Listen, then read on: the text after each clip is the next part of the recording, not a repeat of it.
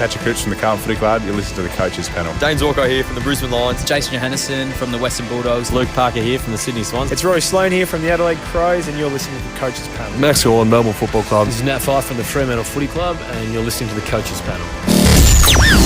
Hey friends, you got MJ. Welcome back to another episode of the 50 Most Relevant as we talk through who I believe are the most relevant players across SuperCoach, AFL Fantasy and Dream Team for the 2021 fantasy footy season. Number 11, Brodie Grundy. He's been a top fiver in this list over the past few seasons, but he's just drifted out a little bit. Why?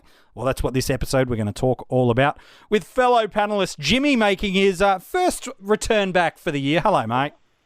Hello, MJ. Hello, listeners. It's good to be back. It's been a long hibernation over summer, but here we are. Well, mate, it has been a long time. You've got your premiership hangover still, and fair enough too, but there is still plenty to talk about Brodie. Just the 26 years old. Yeah, it feels like he's been around even longer than that. It's just he's been that dominant for that long. As a ruckman, yet again, he still delivered some really strong scores for us last year. His best ever AFL Fantasy and Dream Team score came against the Cats. It was a 119. That's not an adjusted average score. It's actually what he delivered, while in SuperCoach, it was a career-high score. Funnily enough, it was against Tim English and the Western Bulldogs, the team he loves to play, with a 179. His best ever AFL fantasy score, that came back in 2019 against the GWS Giants, and a 181. He's going to be priced at an average of 90.9 for us in Dream Team, multiplying that by 1.25 for AFL fantasy. That's adjusted up to a 113.6, while SuperCoach is sitting at a 120.6 in that format, priced just under $650,000. In AFL Fantasy, just over $860,000, while just under $840K in Dream Team. And Jimmy, when we think about dominant premiums over the last couple of seasons, arguably the first name that comes to mind is Brodie Grundy, because he's been that good for that long. Oh, he has, and it's one of those things. I think people often we saw it with Dane Swan going back a little further, and others where you think, they've been that good for that long. Are they going to keep being that good? And you almost get a little complacent or start looking for reasons not to pick them. But like you said, he's only 26. He's just at the peak of his powers now. Most rucks aren't any good until they get to this age. Yeah, it's true. It's really scary. And if you started him last year, you were loving how that round one score went. It was that career best 179 in SuperCoach, a 114 in Dream Team and Fantasy, if you want to know what that looked like. In theory, by the adjusted average, that's well over the 140 marker. And even with the shortened quarters, he still led the league for hitouts, averaging 32 per game, and he ranked 20th in the league for total stoppage clearances. Just incredibly elite at what he does. From a fantasy footy perspective, he averaged 90.9 in Dream Team and Fantasy. The adjusted average of that is up at that 113 that we've already alluded to. 5 tons, 6 additional scores between 90 and 99, plus a score of 82. Remember, in these formats, due to the shortened quarters, 80 was the considered 100 marker of the previous year. That's incredible. 12 of his 17 games considered in the adjusted average of a ton. While in SuperCoach, a 120 average, marginally down on what he'd done the past few years. Still, 15 tons. How's that, Jimmy, for a down year to be 15 tons? I was going to say, when that's your down year, I don't think it's that far down. It really isn't. We've got to keep in mind it was a year unlike any. I mean, no asterisks on the flag, of course, but it was a year unlike any other. As much as we're all sick of that phrase too, but you can't. I don't know that we can place too much on any sort of a downturn in last year, and especially when these numbers were still pretty decent when you look at it from that angle. That is what it is. I think all you've got to look at is coming into this year. What reasons do we have to think that downward trend might continue? Well, I think that's the big point, isn't it? Is where do we think his trend moves? Is it towards more of a north territory of like a 2019, where that year in fantasy he scored 17 tons, 11 over 120, or in SuperCoach that year where his seasonal average was 130 and 18 tons, 16 of them were over 120? Do we think he's closer to this territory, or do we think what we might have seen at the back end, it was there? Because you look over his past 3 seasons, He's got perfect durability, hasn't missed one of the available 61 games. And then to go with that, his ability to convert scores into hundreds is insane. In SuperCoach, he's scored 52 tons since 2018. If you like your percentages, that's 85% of games played. Grundy's tunning up. While in Fantasy and Dream Team, if you want to use the adjusted averages, so counting its scores of 80 plus from last year, it's 78%. If you want it to be more pure and only count scores that he actually did deliver, then it's still a pretty impressive 67% of tons over the past 3 years. Like, there's nothing really to not like about Brodie Grundy, is there? No, that's the thing. So I think when we're looking at him then, we're starting to go hunting for reasons rather than looking at directly what's in front of us. And some of those reasons might be valid. We've got to look at what is the Pies ruck structure going to look like this year. What is the team as a whole going to look like? I mean, they identified rightly or wrongly that they had more inside mids than they needed, and Treloar was surplus to demand, which, good luck to them, I suppose. Yeah. But if, is this a sign of that they're going to try some new and interesting things this year? Because whatever Collingwood have been doing over the recent history hasn't worked. Yep. Are they going to try something different? And that's the sort of thing, I suppose, that we're kind of looking at. But to a degree, we're crystal balling a little bit on that one. Yeah, I think so. Look, there's a clear split across his season of when his scoring did start to slow. Over the first 11 rounds in Dream Team and Fantasy, he was averaging a 93.3 or up at an adjusted average of 116. That's around the marker of what he was doing the years prior. Yeah. SuperCoach. So you're very happy when you started with him? So happy. 123.6 in SuperCoach over those first 11 rounds. Again, a little down, but gosh, if we're saying at 123 is a little down, it's okay. However, in the final 6 rounds, he still averaged 115 in SuperCoach. So again, a differential of only -8 between the first 11 and the last 6, while in AFL Fantasy and Dream Team, it's a little bit more pronounced.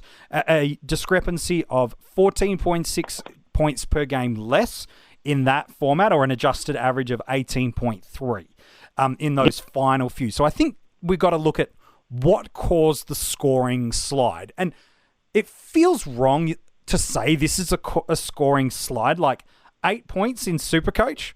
Really? Like, are we going to get that nitty-gritty, or, 15 points rounding it in DT? Like, let's look at the reasons. There's a couple. I think there's one that's genuine. For some, they would say, well, because of the condensed fixture, Collingwood were trying to, make sure he was cherry ripe for finals. So they managed his time on ground a little bit. They managed his work rate and role, and gave others like Cameron and Cox a little more opportunity through, the rucks. Okay, sure, that narrative holds some water.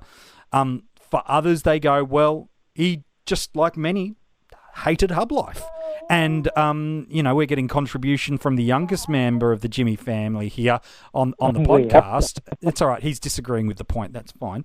They go, well, I never leave the house. Well, that's true.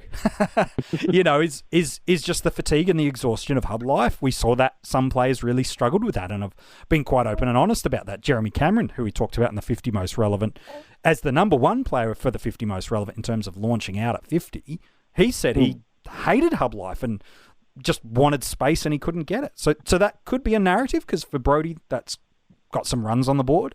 For me, I think the thing that's clear and trending, some say he was battling an injury. Nothing's come out about that.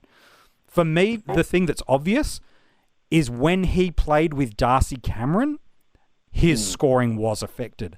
Darcy, more than Mason, is a better ruckman. That's not having a dig at Mason. We're not about doing that. But Darcy's certainly more advanced. Didn't you hear? Yeah, well, in Twitter, he's elite. That's about it. But he averaged 12.2 per games less in AFL Fantasy and 25 points per game less in SuperCoach whenever he, as in Brodie Grundy, played alongside Darcy Cameron. And you mentioned that interesting point right a few minutes ago, Jimmy. I'm keen on your take. What is that Collingwood, not just midfield structure out with no Treloar now, what does that forward line look like as they enter into this new year? Yeah, it's a tricky thing. And I mean, you've got a number of different options for them now. I mean, even someone like a Jordan De Goey, is he going to play forward, or is he going to play midfield?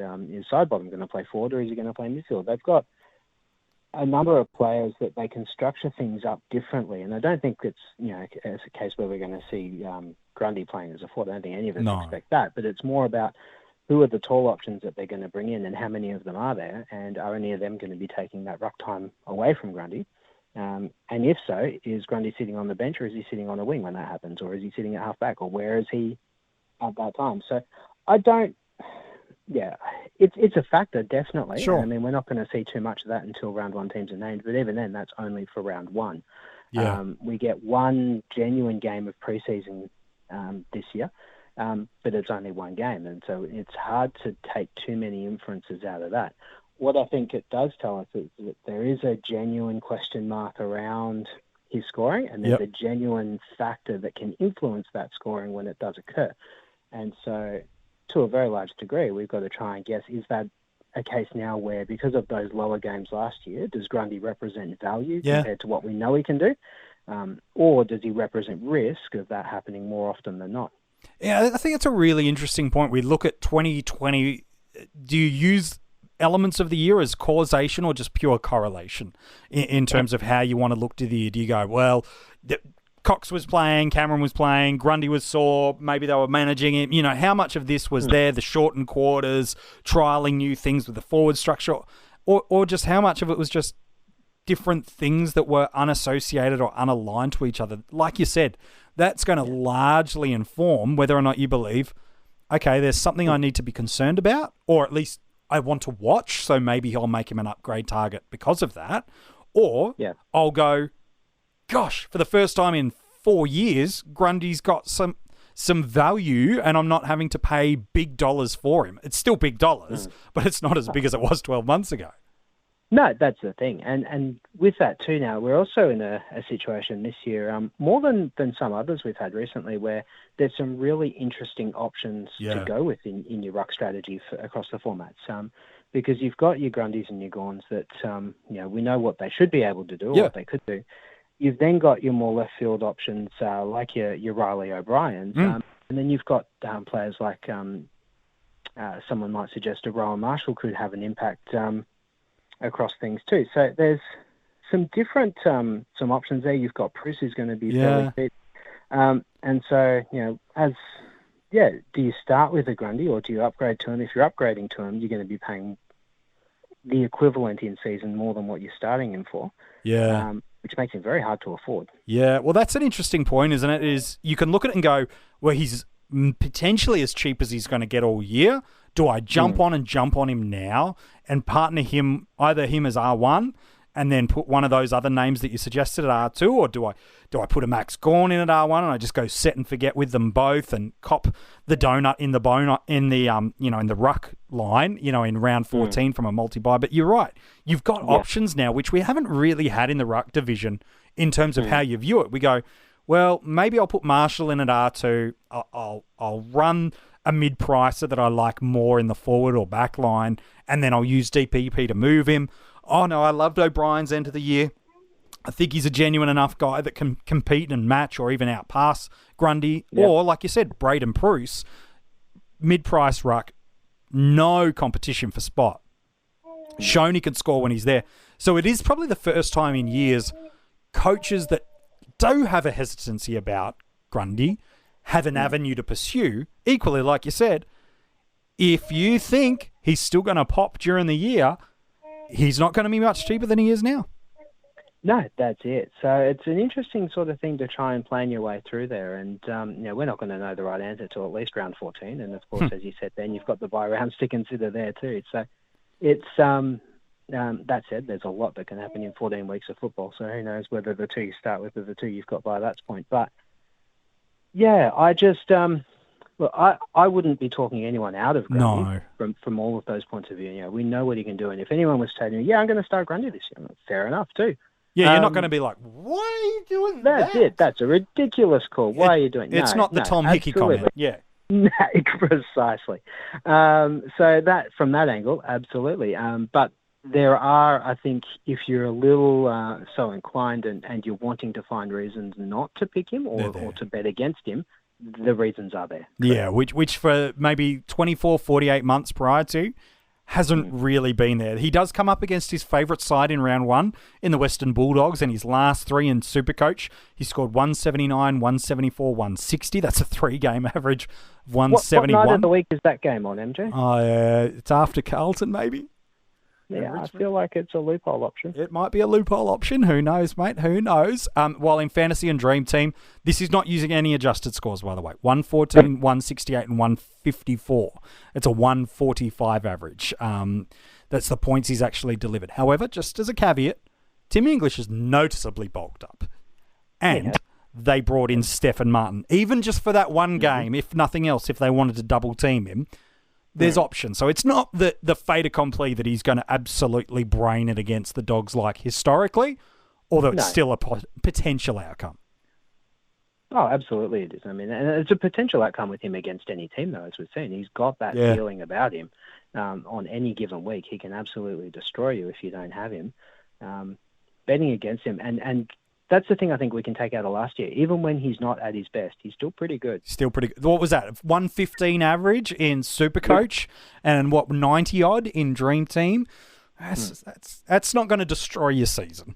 No, that's it. It's a safe risk to take if you're so inclined. Well, that's the thing. Like we've said a couple of times, and I'm keen to get your thoughts about where he goes in drafts in a minute. It's if you think he's value, go for it. Absolutely pick him. If you've got some concerns and uncertainty and you want a few weeks of game data to check it, you've now got options to be able to get away with doing that and make that work out, whether it be the DPP, the stepping stone, or another premium you think that's comparable. So however you choose to look at Brodie, you can feel valid in your decision-making. The question is, though, for those that get him in draft, there is only one Brodie Grundy. Last year, he felt like the consensus number one pick. Is he that again this year? Or is he... No, I don't think he's a number one pick. I think that he's very much a first-round option, if you're so inclined and you believe he's going to get back to where he was. The thing this year, perhaps a little more so than others, as we hinted before, there are a number of ruck options that you can feel comfortable picking. In some of the previous years, there's maybe only been him and Gawn, and then a second tier of a handful, and then everyone else you're going, crap, I'm not going to pick one until the 17th round. This year, I think you can feel comfortable that if you don't get a Grundy or a Gawn early, you can still pick up a pretty decent rucker along the way. So I think in most drafts, you're going to see him go a bit later than he did last year, sort of probably late first is my feel on You think he's still going to be there around picks 6, 7, and 8 potentially? Potentially he could be. There'll be some drafts where he does go pick 2 or 3. Yeah, sure. But I think, there's a strong likelihood in more drafts than not, his average position will be a little closer to the end of round one. Just with some of those other options you've got, up until we heard Whitfield recently was injured, potentially going into round one, he would have been in the top handful. You've got Dusty and a number of other very attractive forward options. You've got your standard midfield guns.